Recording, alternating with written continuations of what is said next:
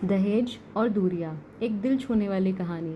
Video देखने से पहले चैनल को सब्सक्राइब ज़रूर कीजिए ऐसी ही और वीडियो देखने के लिए। समाज में बहुत सी परंपराओं में से एक परंपरा प्रीति को हमेशा से ही नापसंद थी। वो थी दहेज परंपरा। प्रीति बहुत ही संस्कारी और छोटे बड़े का सबका आदर करने वाली लड़की थी, लेकिन दहेज परंपरा के कारण वो कितना भी प्रयास कर ले, ससुराल वालों का आदर नहीं कर पाती थी। प्रीति एक सीधी सादी लड़की थी, थोड़ी सी डरपोक, घबराई स्वभाव की। आजकल की लड़कियों से बिल्कुल अलग थी। उसका मानना था कि किसी पर भी अन्याय नहीं होना चाहिए और ना ही उसे सहना चाहिए।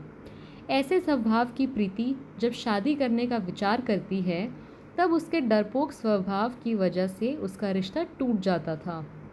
एक लड़का जो उसके घर वालों के लोगों को पसंद आता, लड़के की तरफ से भी प्रीति को पसंद कर लिया जाता है। लड़के को तनख्वाह बहुत कम होती है, लेकिन लड़के के घर के लोगों की अच्छी परिस्थिति होती है। पर वो लड़के के माता पिता प्रीति के पिता से कहते हैं कि हमें घर से लेने के लिए आधे पैसे आपको देने होंगे और आधे हम देते हैं।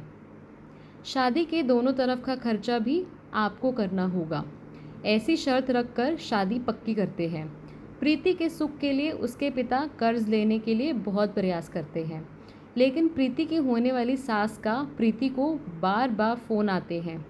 सिर्फ शादी तय कर ली, बाकी की जो बातें पक्की की उसका क्या हुआ। उनको दहेज हाथ में चाहिए था। प्रीति और उसके माँ पापा को आश्चर्य होता था कि ये सब पैसे के लिए इतने पीछे क्यों लगे हैं। तभी उसके पिताजी को शक हुआ और पूछताछ करने पर उनको समाज में आता है लड़के के माँ पिता की घर की हालत कुछ ठीक नहीं है। हमने जो सोचा था वैसा तो कुछ भी नहीं है। लड़के वालों ने जो बायोडाटा बनवाया था वो झूठा था। लड़के को तो तनख्वाह है ही नहीं। लड़के के पिता जैसे तैसे काम करके खर्चा चलाते थे। ये सब मालूम होने पर क्या करूँ ये उनको समझ में नहीं आ रहा था, क्योंकि शादी तोड़ नहीं सकते, सगाई हो चुकी थी और अब शादी तोड़ी तो समाज में बदनामी होगी और फिर से लड़की की शादी नहीं होगी। इस डर से उन्होंने भी शादी तोड़ने का विचार मन से निकाल दिया और उससे सकारात्मक बाजू देखकर, जैसे लड़का होशियार है तो वह ज़िंदगी में भागदौड़ करके ज़िंदगी में अच्छी नौकरी पा ही लेगा और लड़की को सुखी रखेगा। जो हमने आधे पैसे फ्लैट के लिए दिए हैं वह लड़की को ही मिलेगा। यह सब बातों का विचार किया और जैसे तय किया वैसे ही शादी हो गई। प्रीति के पिता ने दोनों तरफ से शादी का खर्चा भी उठाया और लड़के के पिता को दहेज की रकम भी दी। शादी होने के बाद लड़का होशियार होने के कारण उसे अच्छी नौकरी मिली।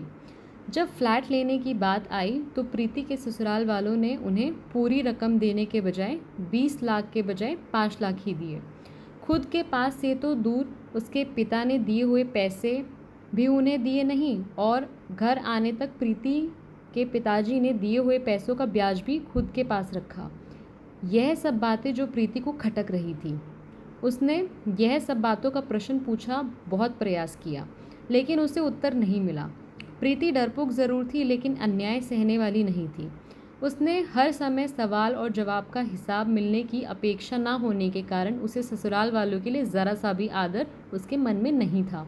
जैसे जैसे समय बीता वैसे वैसे उसने अपने ससुराल वालों से संबंध तोड़ दिए। वह घर आते तब वो उनसे अच्छे से बर्ताव करती थी, लेकिन अभी भी उसके मन में उनका कुछ भी काम नहीं करती थी। और वह जब गांव में रहते थे तब कुछ भी होता था तो वह पूछना तक ज़रूरी नहीं समझती थी। पर उसके ससुराल वालों को इसका कोई फ़र्क नहीं पड़ता था। जैसे जैसे समय बीतता गया वैसे उनमें बातचीत और अपनापन रहा ही नहीं। रिश्तों में दूरियां आने लगी। सच में दहेज के कारण रिश्ते टूटते हैं। तो दहेज लेना कहाँ तक सही है?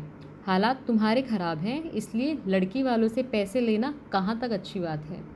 लड़की के माँ बाप भी उसे सिखाते हैं, बड़ा करते हैं और लड़की दूसरों के घर जाकर उनके घर के लिए ज़िंदगी भर मेहनत करती है।